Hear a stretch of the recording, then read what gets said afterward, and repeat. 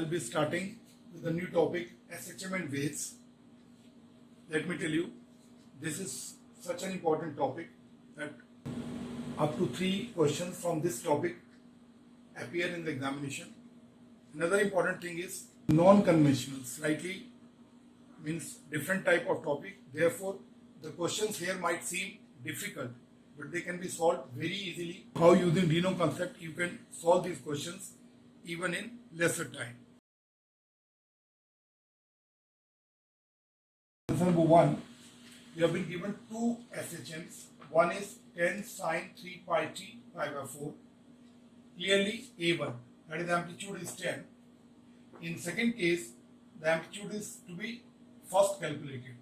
5 sine 3 pi t plus root 3 cos 3 pi t. Now, convert it into sine. What will come out to be? 5 sine 3 pi t, 5 root 3 sine 3 pi t plus pi by 2. Now, phase difference between these two is pi by 2. So, using our vector type of formula, A2 is equal to small a square plus b square plus 2ab cos the phase difference between them pi by 2, which comes out to be 5 square 25 75 plus pi by 2 cos pi by 2 is 0 under root 100 equal to 10. And you have been asked A2 is equal to 10, A1 is equal to 10. You have been asked ratio of A1 by A2, which comes out to be 1. Answer number 2. You have been asked the time from 0 to a by 2 and time from a by 2 to a. You have been asked ratio of this.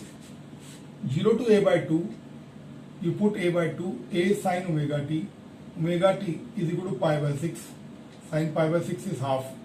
Therefore, t1 is equal to t by 12. From this point to this point, this point to this point, that is 0 to a by 2, time is t by 12.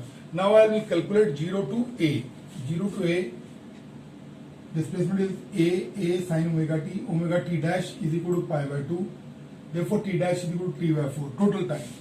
To find t2, you will have to subtract t dash minus t1, which you will get t by 6. Now, this is a normal method. So, ratio of t1 by t2 is equal to t by 12 by t by 6 is equal to 1 by 2.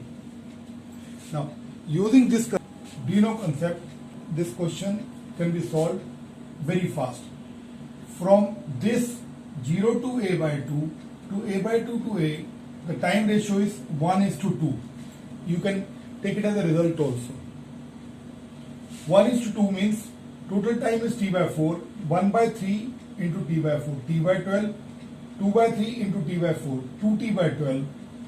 The ratio therefore comes out to be t by 12 divided by 2t by 12, 1 by 2. Now this you can take as a result. There is always one question related to this concept.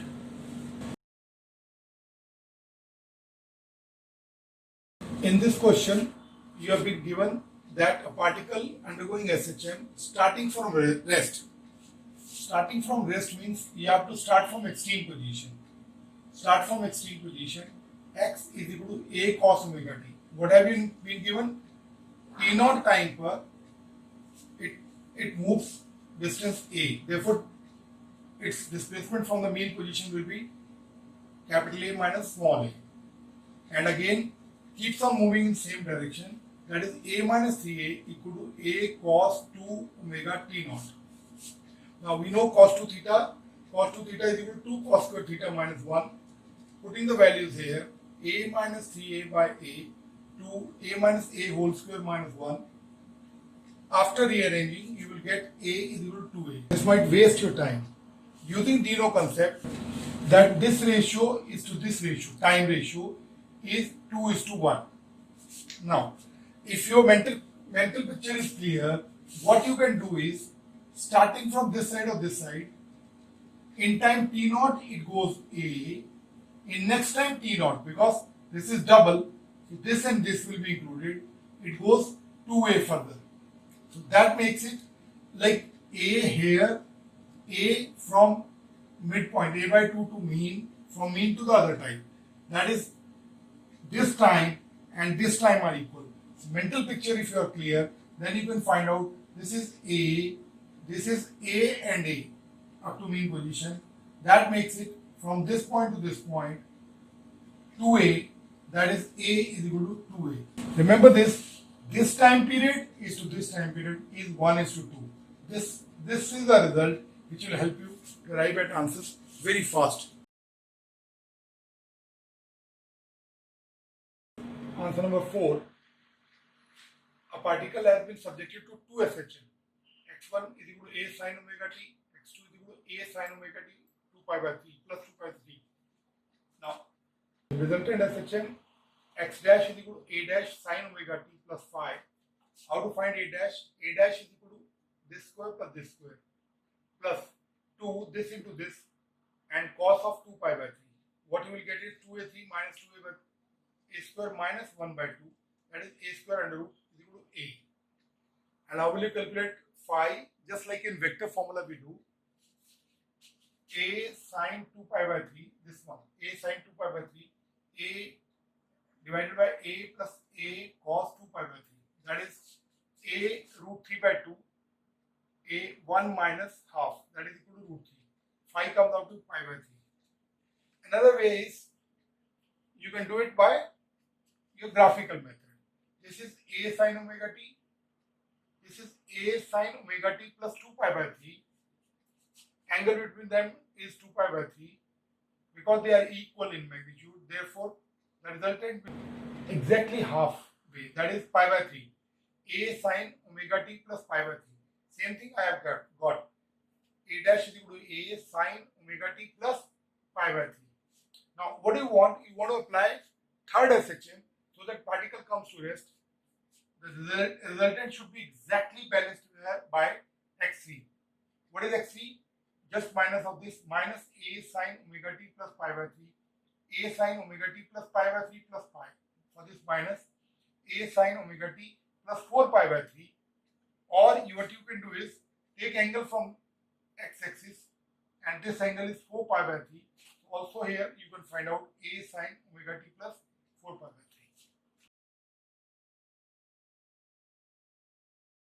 Number 5, you have been given that velocity at x is equal to 2a by 3. That is v is equal to omega a square minus x square. Put x is equal to 2a by 3. V is equal to omega a square minus 2a by 3 whole square. That will be root 5 by 3 omega a. At this instant, its velocity is trebled. 3 गुना कर दी गई. V dash is equal to root 5 by 3 omega a into 3. That gives you root 5 omega a. Now new, because extra energy has been given, the particle will go to new extreme. That is, you will find that new amplitude you have to find out. Because basic parameters k and m are same, therefore omega will be same. V dash is equal to omega a dash ka whole square, new amplitude, and displacement is same, 2a by 3 whole square. Root 5 omega a dash square minus 4 by 9 a square. That gives you squaring both sides. 5a square is equal to a dash ka square minus 4 by a square. Keep it this side. A dash ka whole square is equal to 49. 49 a square by 9. A dash is equal to 7 by 3 a. Different variation of this question. At different x, you may be given different velocities. From that, you can find out omega and a.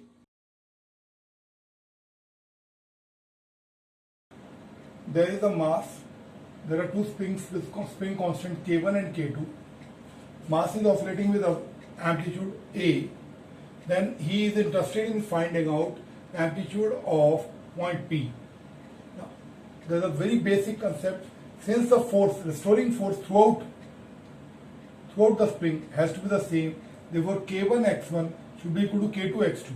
That is x1 by x2 is equal to K2 by K1. Inverse division. Therefore, Dino concept directly gives you the answer. If you are interested in x1, x1 is equal to K2 divided by K1 plus K2 into A. This way, he can find out the amplitude of any point on the spring.